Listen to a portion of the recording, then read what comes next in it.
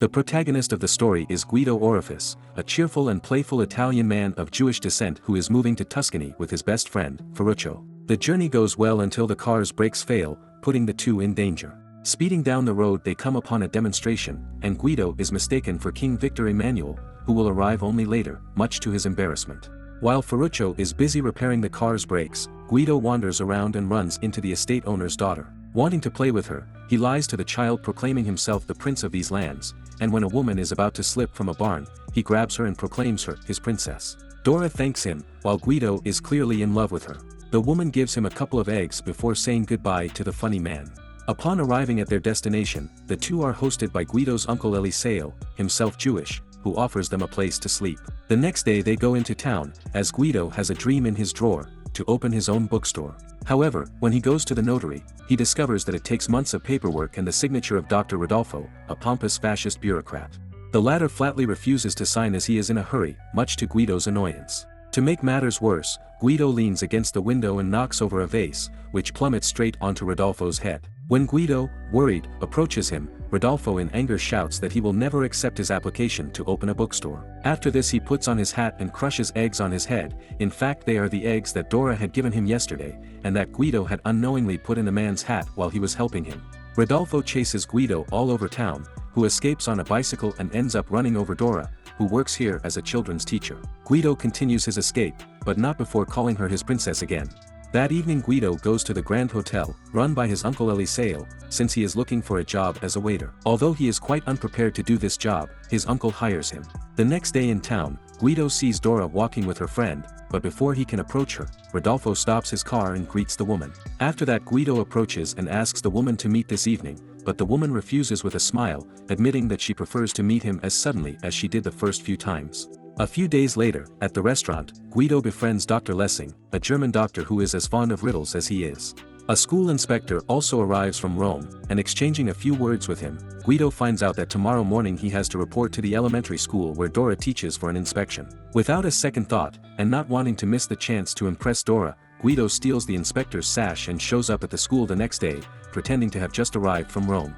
Dora is clearly astonished by his appearance, and the man takes the opportunity to ask her what she is doing Sunday night, discovering that she is going to the theater. After this, the school principal asks Guido to give a speech on fascism and racism, proclaiming the Aryan race as the superior race. Guido, being a Jew, gives an entertaining presentation in front of the boys, showing how perfect the ears and thighs of people of the Aryan race are, thus ridiculing the principle of fascism.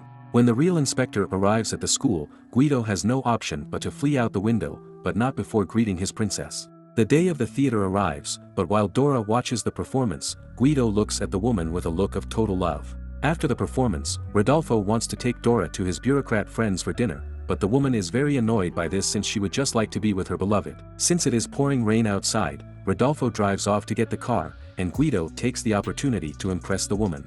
He asks to borrow Ferruccio's car keys, after which pretending to be Rodolfo gets the woman into the car.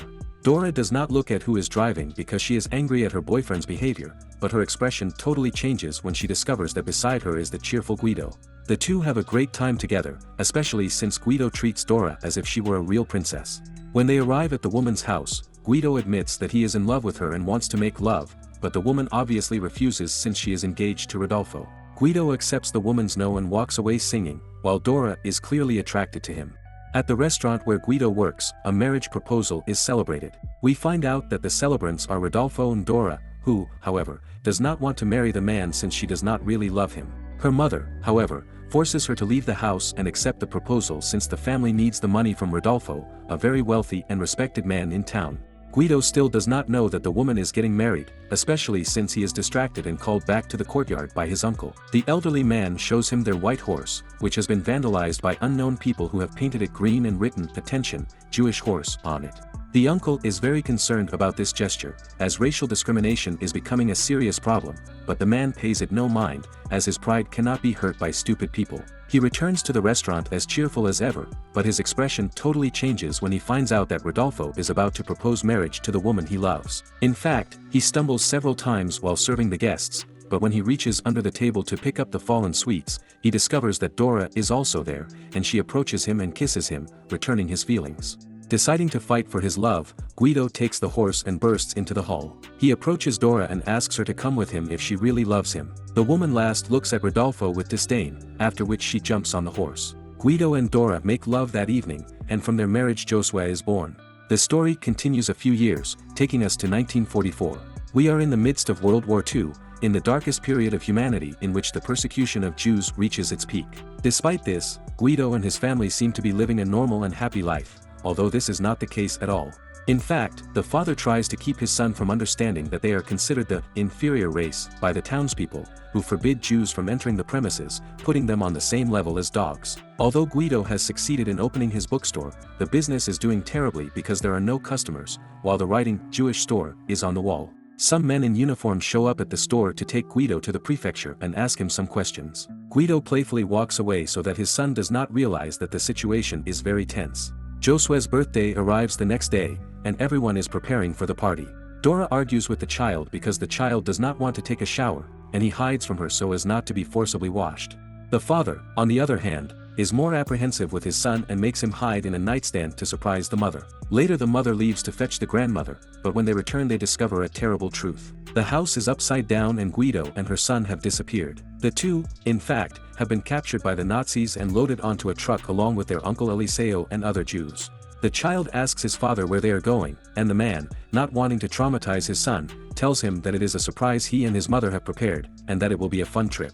When the child hugs his father out of joy, the smile disappears from the man's face, as the situation is very serious. The Nazis make everyone board the train, while Dora argues at the station with a German SS officer to free her son and husband. The officer, however, is firm on his decision since the two of them are on the list of Jews to be deported. The woman, desperate, asks to board the train with them, and the officer accepts the request, although the woman is not Jewish. Guido, in passing, sees Dora board the train, and realizes that she didn't want to abandon them. After a long and tiring journey, the train arrives at the concentration camp. Guido looks for his wife but is turned away by the Nazis, who separate the females from the males. The child does not understand what is going on and admits that he did not like the train, but Guido, in order to protect his son from the horrors of reality, makes up a story saying that this is an amusement park where competitive games are held, and the winners will receive a beautiful prize. A German approaches and takes Uncle Eliseo away with other elders. The child asks where they are taking him, and Guido lies by saying that his uncle will have to play for another team. In reality, Eliseo is too old to work, so he is immediately sent to the gas chamber with other sick or elderly people.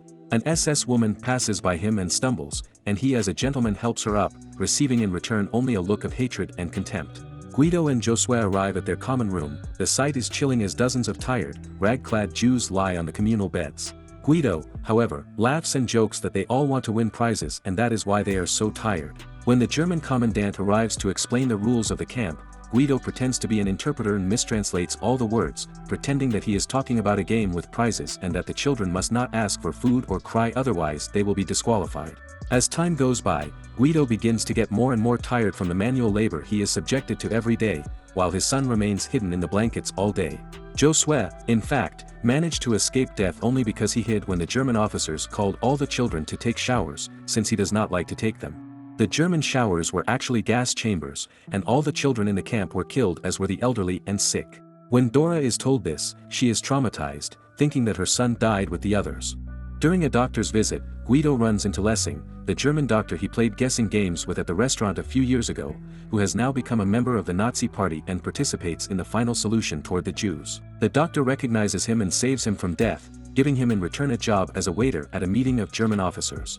During the preparation, Guido manages to get his son to attend as well, mixing him in among the privileged German children and ordering him not to speak to anyone. The Dr. Lessing calls Guido back to himself, telling him that he wants to speak with him in private later. Guido rejoices as he believes Lessing wants to get him out of here, putting in a good word for him and his family.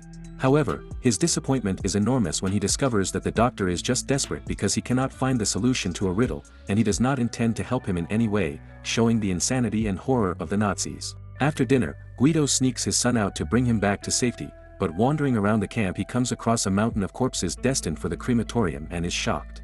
1945 arrives. In the middle of the night German soldiers begin to leave the camp in chaos, simultaneously trying to kill as many Jews as possible. Guido realizes that he must do something to save his son, so he tells them that the end game has arrived. They must play hide and seek, and whoever wins will get as a prize a real tank, of which Josue had the model at home. The man hides Josue in a cabin, and then disguises himself as a woman to go looking for Dora.